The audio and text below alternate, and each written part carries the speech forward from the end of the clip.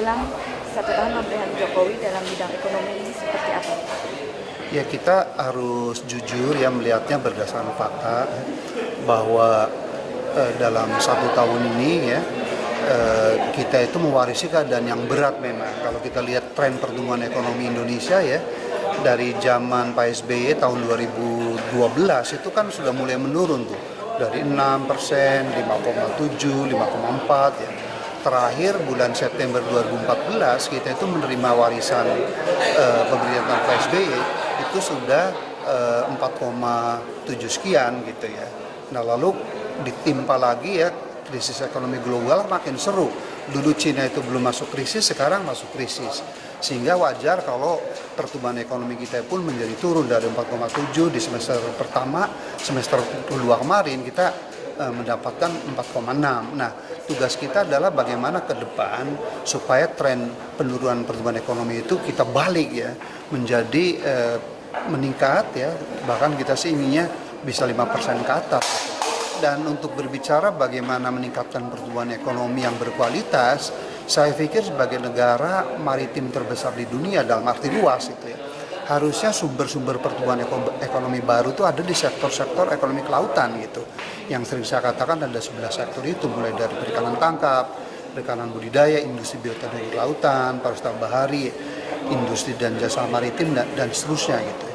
Nah sayangnya memang policy ekonomi maritim dan kelautan sekarang ini ditafsirkan gitu ya dan dirasakan bersama oleh rakyat lebih banyak seremnya, lebih banyak remnya ya, lebih banyak tamparannya ya ketimbang dibina, dikoreksi dan diarahkan ke jalur yang tepat gitu ya.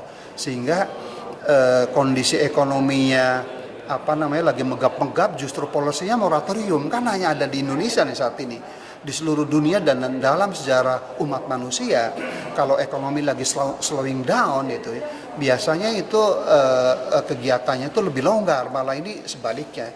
Jadi dengan singkat kalau boleh saya urun rembuk untuk membangun bangsa ini, harusnya polisi ekonomi kelautan tuh lebih ramah ekonomi dan investasi. Bukan berarti saya menganjurkan harus merusak lingkungan loh, karena definisi dari pembangunan berkelanjutan sendiri kan balance, keseimbangan antara economic growth, pemerataan kesejahteraan dan environmental protection. Nah, rakyat maupun investor maupun pengusaha sekarang menangkapnya policy kelautan atau kemaritiman kita itu lebih banyak remnya ya, lebih banyak remnya ketimbang gas dan setirnya, ketimbang growth dan pemerataannya. Padahal problem ekonomi bangsa saat ini udahlah warisan zaman Pak SBY pun lagi declining ya. Lalu resesi ekonomi dunia pun menggila-gila kan. Kalau zaman Pak SBY itu hanya Eropa dan zona Amerika, sekarang Cina pun yang menjadi sumber pertumbuhan ekonomi dunia sehingga bisa mengimpor komoditas mentah maupun setengah jadi dari kita sekarang pun turun gitu ya. Nah jadi sekali lagi intinya adalah harusnya kebijakan ekonomi pemerintahan zaman sekarang tuh yang lebih ramah terhadap growth, yang lebih ramah terhadap pertumbuhan, dan yang concern terhadap environmental protection atau perlindungan lingkungan. Kalau saya tangkap dengan jelas Presiden Jokowi maupun Wapres Pak Yusuf Kalla itu setiap pergi ke luar negeri kan bener kan itu selalu menginvite investor kan, menginvite pengusaha supaya mau menanamkan modal dan berusaha di tanah air kita tercinta. Tetapi begitu masuk sini, wah semua serem semua gitu kan, semua rem semua gitu.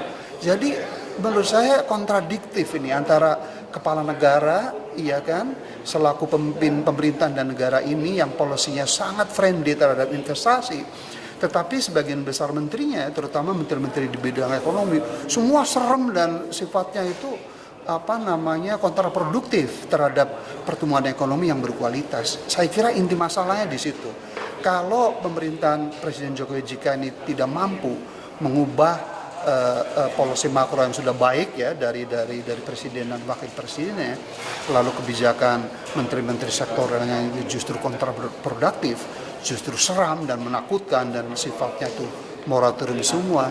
Saya khawatir ya permasalahan ekonomi kita bukan selesai malah akan bertambah. Mudah-mudahan tidak demikian. Lalu strateginya apa sebenarnya Pak? Strateginya harusnya kita bangkitkan sektor-sektor ekonomi yang mampu menyerap lapangan kerja, karena ini kan pengangguran udah membludak nih, udah 800 ribuan orang di PHK kan gitu ya. Kemudian sektor-sektor ekonomi yang secara teknologi dan modal itu relatif rakyat bisa mengerjakannya, ya kan, dan modalnya tidak terlalu besar, apalagi kalau bukan sektor kelautan perikanan dan di pertanian, ya kan. Ini kalau dua sektor ini kita benar-benar manage ya dengan profesional ya, dengan teknologi dan ramah lingkungan, insya Allah bisa menjadi penyelamat perekonomian yang saat ini lagi menggap-menggap itu.